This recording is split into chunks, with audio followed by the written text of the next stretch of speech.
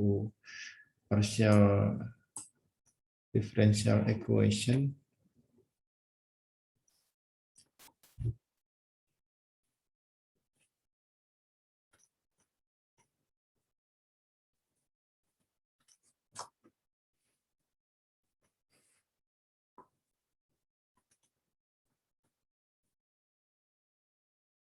Nah, ini ya. Ini yang akan kita garap. Jadi ini ada dua problem. Mungkin kita lihat problem 1 sama problem 4 ya. Ini sama sebetulnya. Jadi problem 1 ini ada satu persamaan heat conduction. Persamaannya sangat basic ya. Turunan U terhadap T sama dengan turunan kedua U terhadap X. Jadi ini diffusion problem sebetulnya. Kemudian ini berlaku untuk X dari 0 sampai 1, T-nya dari 0 sampai T hingga. Boundary condition-nya pada X sama dengan 0 itu adalah 0, pada X sama dengan 1, jadi di ujung itu sama dengan 0. Kemudian untuk initial condition di seluruh titik X pada T sama dengan 1, ini mengikuti rumus sin V dikalikan X. Oke, berikutnya mungkin yang nomor 4-nya. Ini sebetulnya sama yang di sini ya. Persamaannya sama, initial condition-nya sama, kecuali bahwa boundary condition-nya diganti.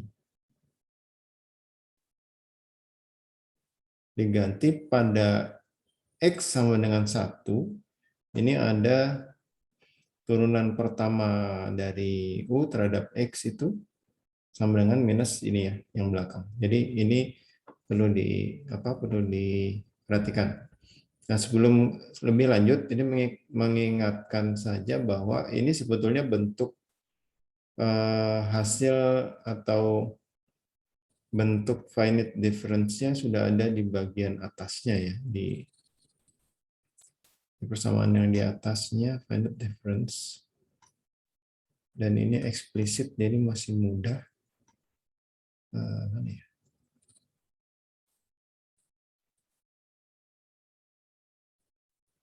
Ini, yang ini ya. Ini bentuk finite difference jadi seperti ini. Kemudian kalau kita lihat satu persatu, sebetulnya sudah ada sudah ada petunjuknya. Jadi untuk turunan pertama X ya, turunan kedua ya. Kalau untuk turunan pertama itu yang ini. Ini kalau turunan pertama kita ganti sebelah kanan. Kita ganti menjadi ini per K dikalikan UX pada K ya, dikurangi dengan UX pada 0. Dan ini turunannya. Jadi nanti kita langsung lihat saja bentuk codingnya seperti apa. Dan kalau turunan kedua yang digunakan yang ini. Ya, ini nanti coba dilihatnya, saya kira udah agak lama sih ya topik ini dibahasnya. Jadi nanti silakan dilihat-lihat lagi. Ini sebetulnya mirip ya antara yang di buku ini dan buku yang diarahkan untuk belajarnya. Kan sebetulnya materi transfer ini ada yang dijadikan referensi itu bukan yang ini, tapi yang dari environmental soil physics ya. Jadi di situ, tapi bentuknya sebenarnya sama saja. Untuk konduksi panas itu bentuknya seperti ini ya. Persamaannya menjadi seperti ini. Hanya mungkin nanti ada bagian belakangnya ada sink source-nya dan sebagainya seperti itu. Nah, jadi kembali ke sini. Kita harus menyelesaikan persamaan ini dengan pendekatan finite difference. Nah, ini untuk gambaran ya. Untuk gambaran ini ada dua. Kan kita ada dua soal ya, halaman 315 nomor 1 dan 315 nomor 4. Nah, kemudian ini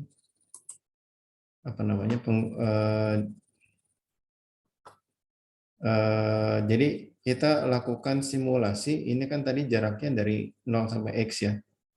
Jaraknya dari 0 sampai X. Maka di sini ada NX ya 11. Kemudian NT ini jumlah waktu ya dari 0 sampai ke 10. Kemudian NX ini ada 11 dari 0 sampai ke 1. Jadi 0, 1, 2, 3, 4, 5, 6, 7, 8, 9, 10, 11. Jadi DX-nya itu ada 0,1, DT-nya ada DT-nya 1 ya. Jadi delta X-nya 0,1, delta T-nya 1 gitu. Kemudian ini ada koefisien K.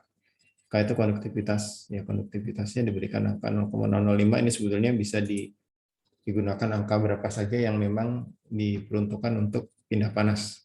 Bisa dicari di data ya, data tabel data seperti itu. Kemudian DH ini sebetulnya adalah X. Ini kalau kita lihat kembali di bukunya ya. Ini ya. Nah, ini kan sebetulnya X plus H. H ini delta X sebetulnya. Jadi H ini sebetulnya selang antara X yang satu dengan yang berikutnya itu H. Ini sebetulnya sama dengan delta X. Kemudian T di sini, delta T itu sama dengan K. Ya, K kecil ya. K kecil di sini. Jadi kalau di sini ini sebetulnya agak salah ya, ini bukan DH ini.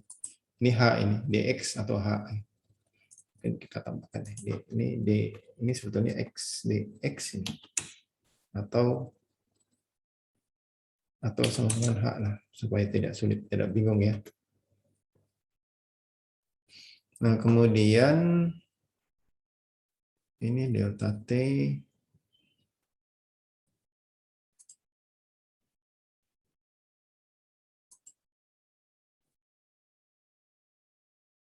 Oh, K-nya ini ternyata bukan.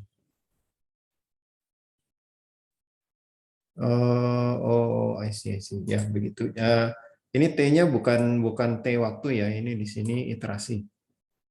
Iterasi ini sebetulnya T-nya ini yang digunakan.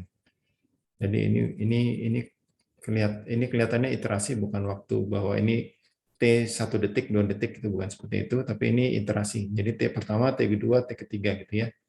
Ini supaya tidak salah. Nah, kemudian bagaimana ini jadi yang harus dilakukan nanti kita buat plot ya, plot seperti ini. Untuk semua sebaran atau ini yang di dalam ini adalah U-nya itu adalah heat energy ya, di dalam ini heat energy, energi panas. Nah, kemudian ini ada dua tombol di sini. Ini eksekusinya kita tidak menggunakan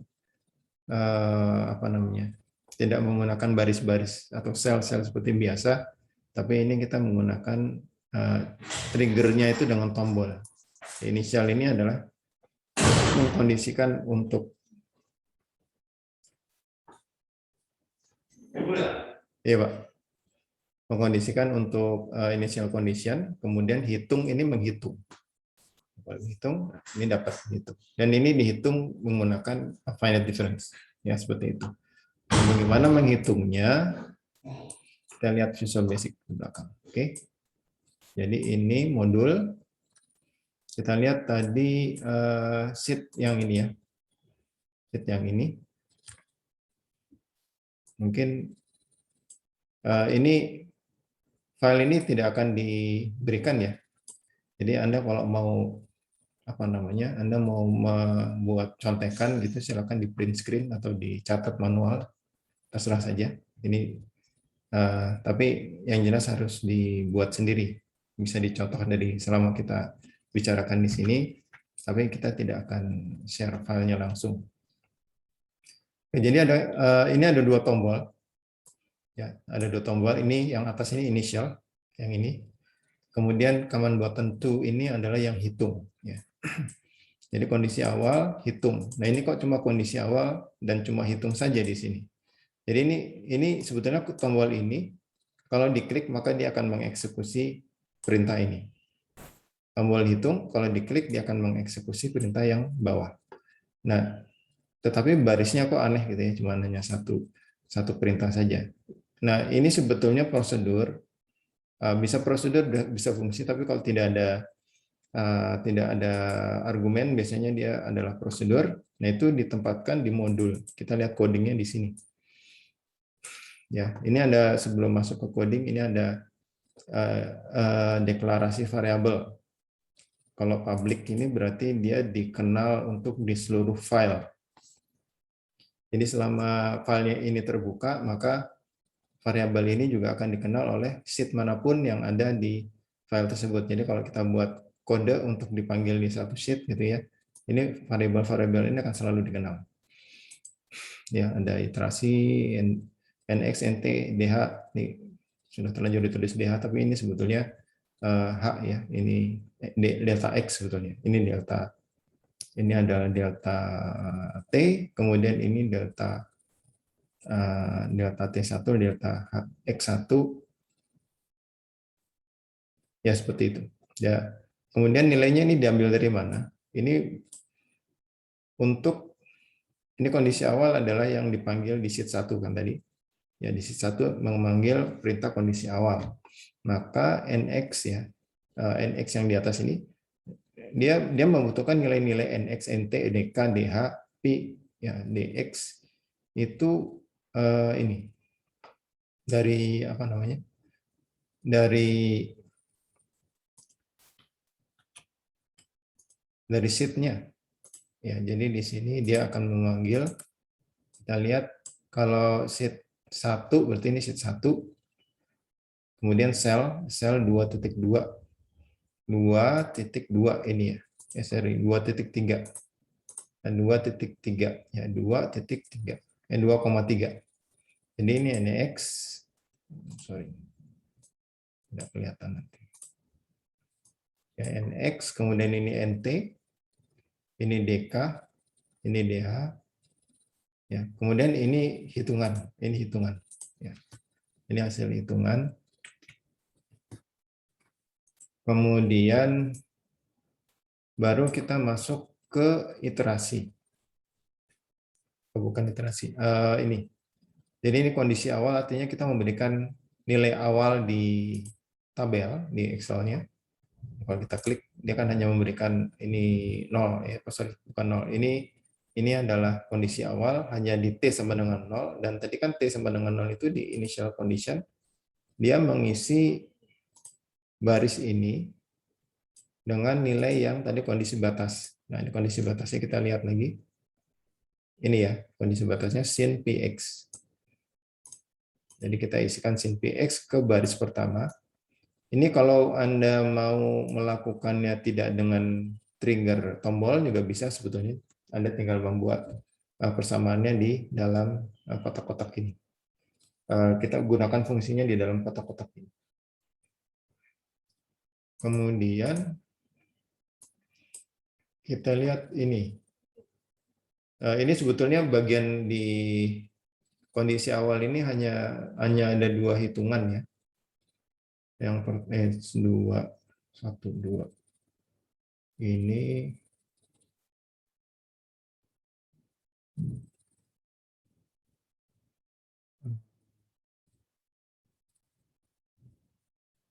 bentar, saya agak lupa ini di sini.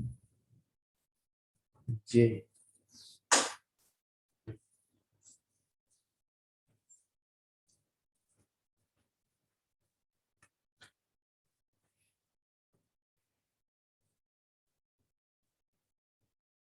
Oke. Ini intinya di sini mengisi sel 8 plus I. Jadi ini ada dua loop ya. Pertama dia meloop I. I itu adalah arah T, jadi ke bawah. Kemudian J ini arah X, jadi ke samping. Kemudian dia setiap kali dia masuk ke J-nya itu 1 sampai NX, jadi sejumlah difference yang kita gunakan. Nah, ini dia mengisi di 8 plus 1, I kan I tadi baris ya. Berarti 8 itu berarti di sini, plus I. Kalau I-nya 1 berarti di sini dia mengisi. Ya. Kemudian 2,J. Jadi ini 2,J. Kalau J-nya sama dengan 2 plus J. J-nya itu dari 1, jadi kalau J-nya sama dengan 1, dia mengisi ke sini. Kalau J-nya 2, dia mengisi ke sini. J-nya 3, dia mengisi ke sini. Ke sini, ke sini, ke sini, dan seterusnya. Nah, nilai yang diisikan di sini adalah nilai yang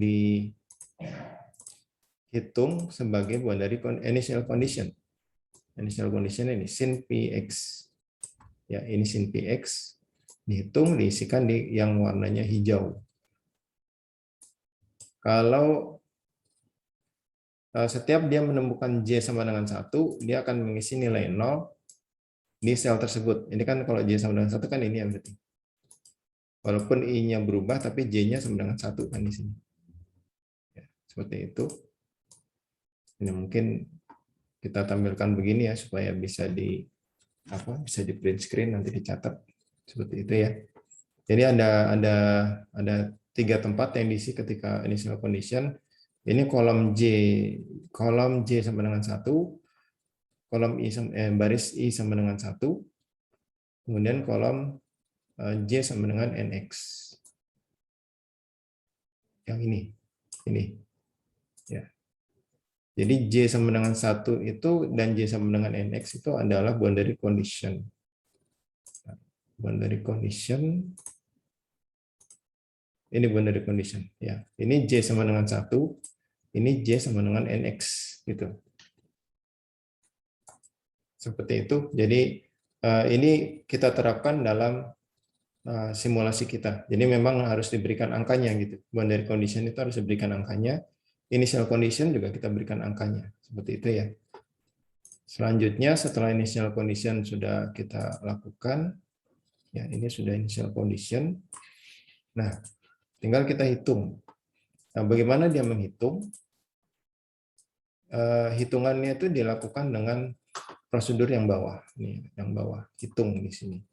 Hitung ini juga sama, dia menghitung di semua I, artinya semua baris, kemudian semua J atau semua kolom. Jadi dia menghitung di semua waktu dan semua jarak X. Nah, yang perlu mungkin agak sedikit jelimet itu yang di sini.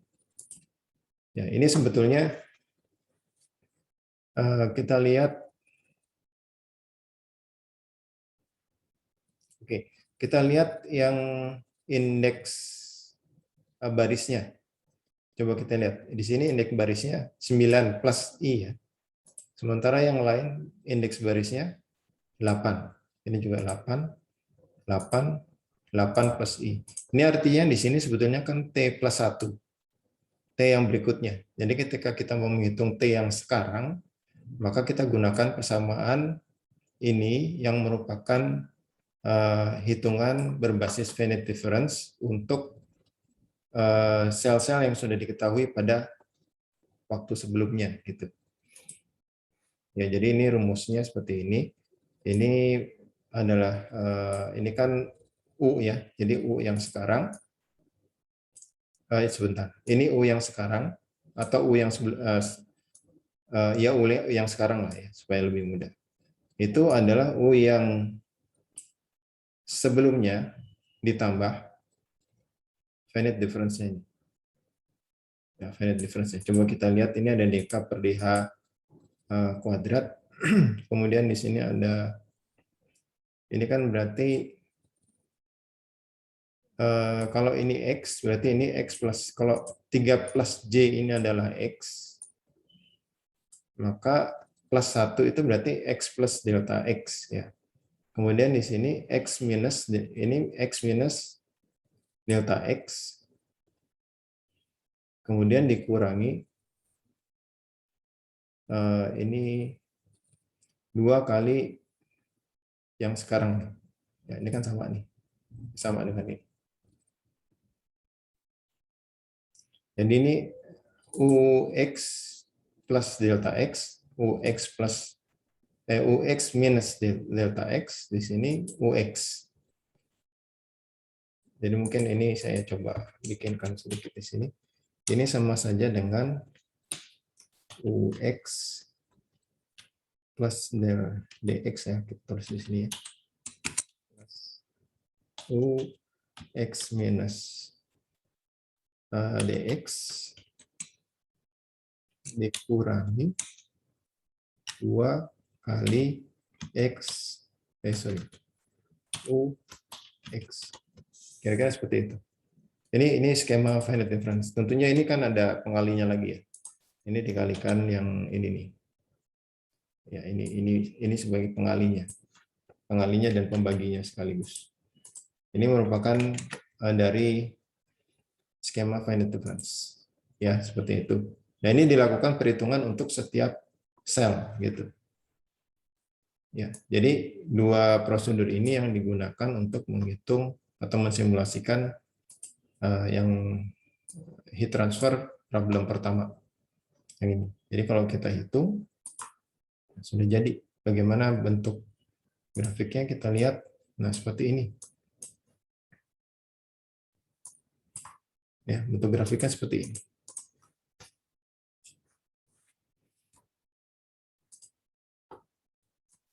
Oke, sampai di sini ada yang belum bisa mengikuti. Bisa dipahami nggak ini? Finite difference untuk heat transfer. Bapak, saya masih nggak paham tadi Pak, cara munculin grafiknya itu gimana Pak? Sepertinya agak terlewat. Grafik Iya, tinggal grafiknya tadi kan kosong gitu ya Pak, terus tiba-tiba ada gitu. oh, kosong itu karena selnya kosong. Oh, oke Ini Pak. kan kosong nih. Ini kan cuma ada di sini. Ya, tapi Iya, ada isinya. Ini kan kalau diklik muncul nih. Dia grafik yang menunjukkan sel yang mana. Gitu aja sih. Memang harus oh, oke dibuat Pak. duluan di awal. Gitu ya. Mudah kan? Kalau cuma Baik Pak, makasih. Ada lagi?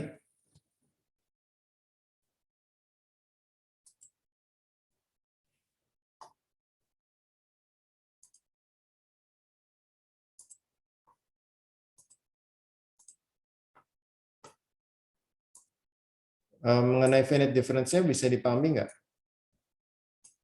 Finite difference. Kan kalau finite difference kayaknya sudah berapa kali ya di kita bahas di kuliah juga, di praktikum rasanya ini paling tidak 2 kali nih. 2 kali atau malah 4 kali ya? 3 kali ya? Finite difference. Hanya finite difference itu nanti ada yang implisit, ada yang eksplisit. Kalau yang bedanya itu adalah kalau eksplisit, kita gunakan semua data di waktu yang lalu untuk menghitung yang sekarang. Tapi kalau implisit, kita biasanya cuma akan mendapatkan satu data dari waktu yang lalu untuk menebak data yang lainnya di waktu sekarang itu. Karena itu kalau implisit biasanya nanti dibutuhkan antara iterasi pencarian nilai ya dengan menggunakan solver atau menggunakan seperti ya solver sebetulnya nama umumnya solver, tapi kalau Anda pernah dengar Newton-Raphson atau pernah menggunakan Newton-Raphson itu salah satunya, atau banyak lagi yang lain, atau menggunakan ini tridiagonal matrix, jadi penyelesaian. Jadi kalau ada n plus 1 parameter, kita cari solusinya dengan n persamaan gitu kan, bisa ya seperti itu. Itu kalau implisit. Membuat programnya, membuat codingnya agak lebih rumit sedikit karena kita harus menentukan metode untuk pencarian nilainya. Apalagi kalau kita harus menggunakan iterasi akan lebih panjang lagi. Tapi biasanya hasilnya itu bisa lebih bagus. Ya, lebih baik hasilnya, lebih smooth gitu ya, kemudian lebih cepat ya. Kalau kita menggunakan yang eksplisit, biasanya kalau kita tetapkan waktu delta t-nya terlalu besar itu nanti hasilnya tidak stabil, jadi seperti ada osilasi gitu. Kalau ini kan bagusnya smooth. Ini karena t-nya itu kita tentukan yang Anda mengikuti aturan dan biasanya kecil gitu. Jadi kalau di eksplisit itu kita mau mensimulasikan perubahan dalam 1 hari, bisa jadi itu kita melakukan perhitungan itu lebih kecil dari 1 detik gitu, t-nya, delta t-nya. Tapi kalau kita lakukan secara implisit, kita bisa buat perhitungannya mungkin setiap jam. Jadi kalau kita mendapatkan data harian itu cukup melakukan simulasi selama atau 24 kali, saya seperti itu. Itu kalau implisit. Tapi mungkin di sini mungkin belum dipelajari ya. Hanya untuk bentuk finite difference-nya itu coba di apa namanya? Dipahami. Oke. Kalau tidak ada yang masih belum paham, kita lanjutkan. Tentunya kalau mengerjakannya bisa atau tidak ya harus dicoba dulu ya. Ya, ini kembali ini adalah untuk persoalan yang pertama, sheet yang pertama. Diingat-ingat ini ada sedikit perbedaan di boundary condition.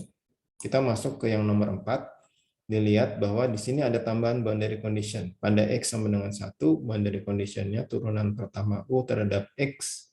Di X sama dengan 1, nilainya adalah ini.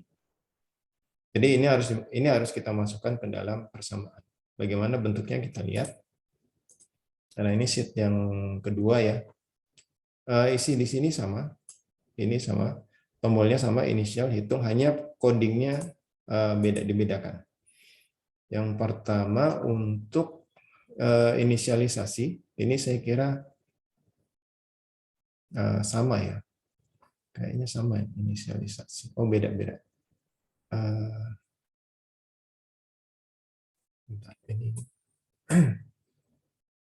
Ini kan boundary condition, initial condition.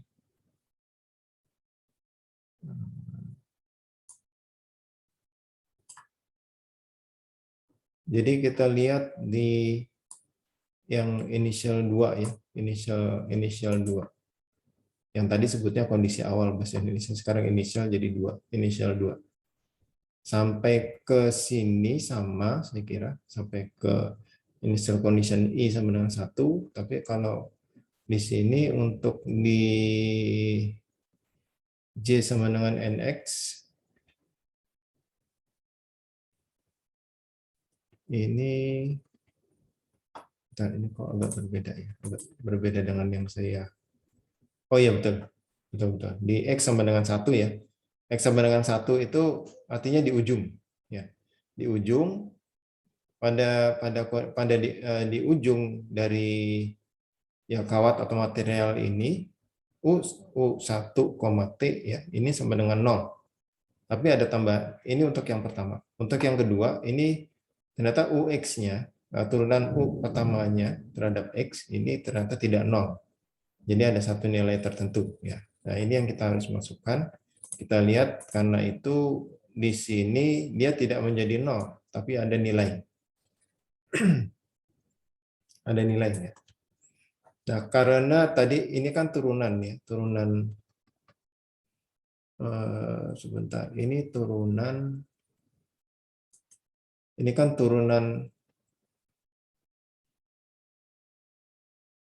turunan terhadap X, sehingga U-nya sendiri itu adalah integralnya ini. Dan kalau integralnya kita buat kode program, ini menjadi seperti ini. Ini adalah X-nya plus DH dibagi 1 plus DH. DH itu seperti yang tadi ya. DH itu DX sebetulnya. Seperti itu ya. Jadi intinya ini dimasukkan ke dalam persamaan. Tapi jangan lupa karena kita persamaannya ini adalah bentuknya nilai U di sini bukan turunannya, sehingga di sini kita harus cari nilai integralnya dulu, baru bisa kita masukkan ke sini ke boundary condition di program. Oke, seperti itu. Jadi bisa dipahami ya bedanya ya dengan yang di atas, karena ada sedikit perubahan boundary condition ya, khususnya untuk di X sama dengan 1 atau di ujung dari kawat atau material yang sedang disimulasikan. Oke, yang berikutnya. Nah, ini kodenya. Oh ya, ini mungkin supaya nggak salah ya. Ini kan ada tanda apa ini? Garis bawah ya. Ini kalau di Visual Basic ini untuk memisahkan satu baris program supaya bisa dipindah ke baris berikutnya ya, tanpa memutus sintaks gitu ya sebetulnya.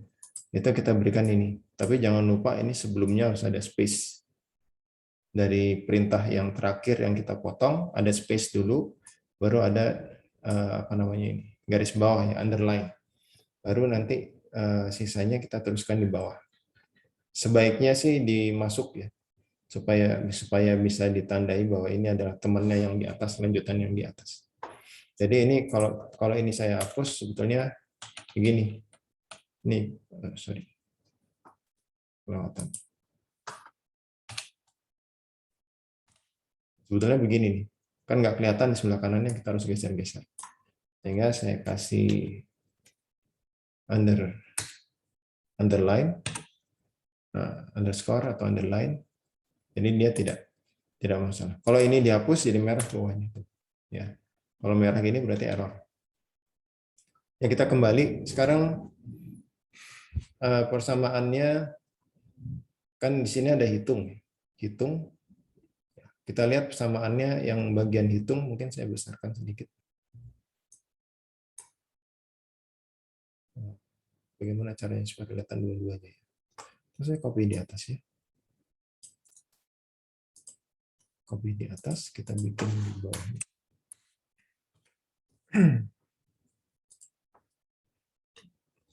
Oke. Ini kode programnya sama nggak? Atas dengan bawah.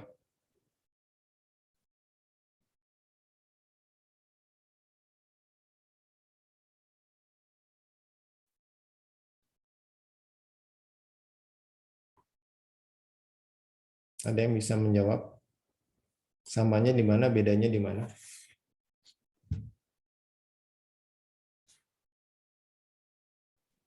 Mohon maaf Pak, tadi terputus di saya. Terputus. Ini lihat prosedur hitung dan prosedur hitung 2. Lihat kode programnya. Persamaan yang dibuat, kode programnya di mana bedanya atas dengan bawah? Samanya di mana? Di sheet-nya Pak. Itu yang atas sheet-nya sheet 1, yang bawah sheet-nya sheet 2. Oke, terus apa lagi yang beda?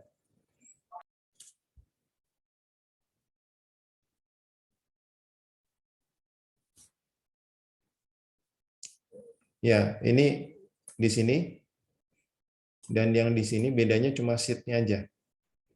Persamaannya sama persis. Ya. Karena ini memang valid difference. Tapi begitu kita yang ke bawah, ini ada tambahannya nih. Ini kan akan dihitung di setiap looping J. Nah, yang ini ada tambahan, ini dihitung untuk I dari 1 sampai 10. Tapi pada baris kolom ke-13. Artinya ini pada NX sama dengan pada X sama dengan 1. Jadi di ujung. Jadi di sini kita hitung dulu ininya. Hitung dulu finite difference-nya. Kemudian dihitung lagi untuk kondisi batas yang paling kanan gitu. Bisa dipahami nggak? Ini kalau yang di atas kan nggak ada nih. Karena boundary condition-nya berbeda. Kalau yang di atas boundary condition-nya kan 0 semua. Yang di sini boundary yang di ujungnya 0 gitu ya. Tapi kalau di sini boundary condition-nya kan ada persamaan ini. Turunannya persamaan ini sebetulnya. Turunan terhadap X dari persamaan ini.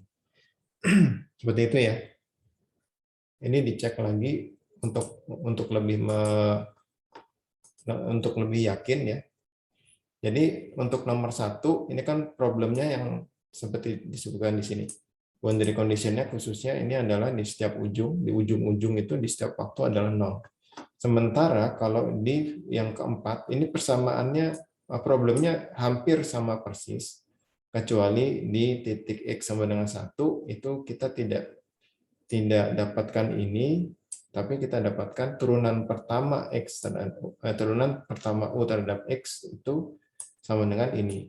Sehingga nilai U-nya, X-nya, ininya, itu harus kita integralkan dari persamaan yang ini. Nah, kemudian diterapkan di program. Diterapkan di program itu ada di bagian inisial ini juga harus diterapkan. Kemudian setelah di running juga harus diterapkan gitu. harus diberikan nilainya, dihitung lagi stepnya. Gitu ya. Jadi ini saya kembalikan ke bawah supaya nggak bingung. Nah ini ya. Ini persamaannya, silakan kalau mau di print screen, nanti tinggal diketik ulang.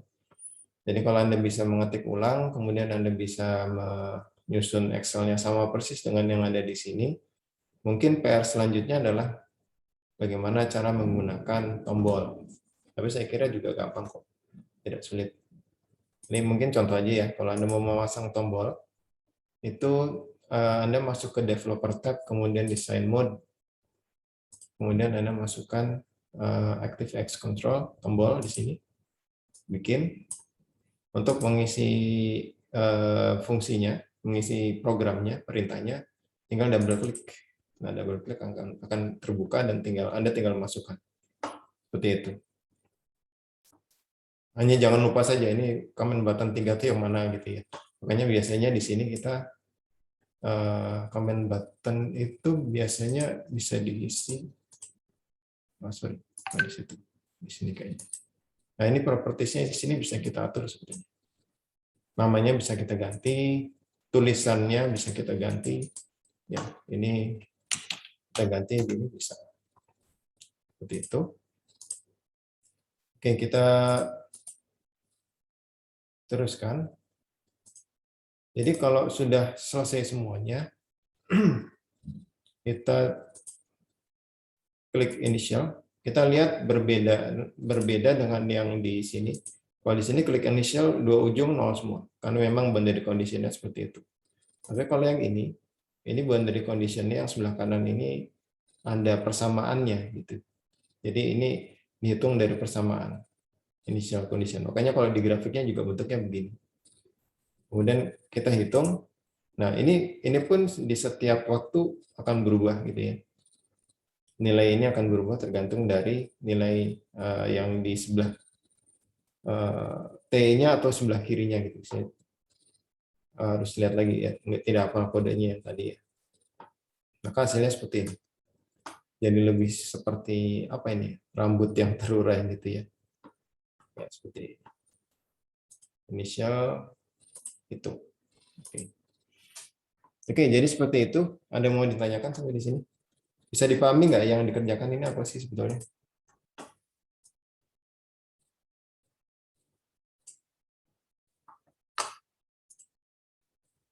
Yang dikerjakan adalah pindah panas ya. Heat conduction. Tapi persamaannya. Jadi ini mungkin sekalian mengingatkan, ini prosesnya heat conduction. Nama prosesnya itu heat conduction. Jadi panas itu berpindah secara apa namanya?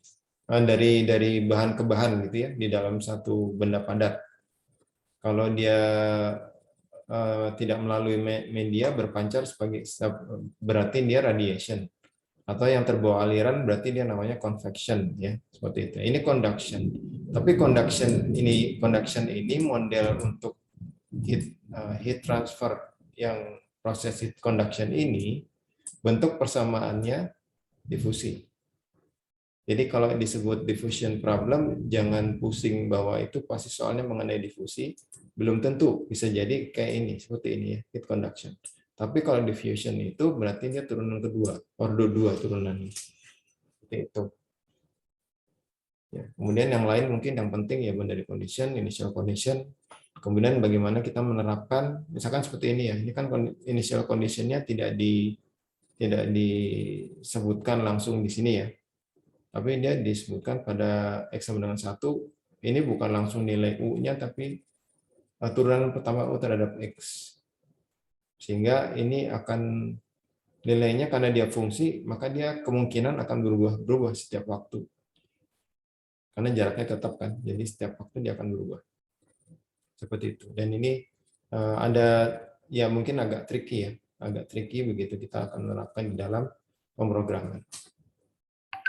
Tapi yang penting paham dulu nih, ketika kita melihat satu problem, mungkin di sini kita bisa ikuti ya prosesnya. Pertama, persamaan dasarnya, governing equation-nya apa, kemudian boundary condition-nya di list, kemudian apa initial condition yang kita akan gunakan. kemudian baru dicarilah cara atau dibuat algoritma untuk pemrogramannya seperti itu. Atau kalau tidak mau membuat program seperti yang ada di sini, yang diinisiasi dengan tombol, Anda bisa gunakan tabel saja. Seperti itu. Oke, ada yang mau ditanyakan sampai di sini?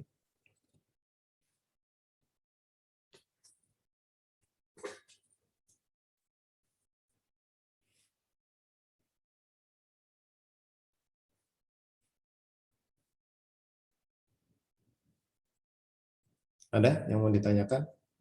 Sudah jelas semua? Kalau dugaan saya sih sudah jelas semua, paham, tapi belum tahu bagaimana cara mengerjakannya ya. Memang harus dikerjakan saja. Ya, ikuti saja seperti yang tadi saya jelaskan. Ini saya kira sudah ada yang melakukan print screen, atau bahkan jangan-jangan ada yang punya file ini, saya juga nggak tahu. Tapi ini memang Anda coba buat sendiri ya. Buat sendiri. Susunannya sama persis boleh, dikreasi juga boleh. Anda mau menggunakan tombol boleh, mau dibuat di sel seperti yang tadi juga boleh. Ya, silakan saja, yang mana yang lebih mudah gitu ya. Nah, ini ada dua problem, dua-duanya dikerjakan dalam satu file. Seperti itu.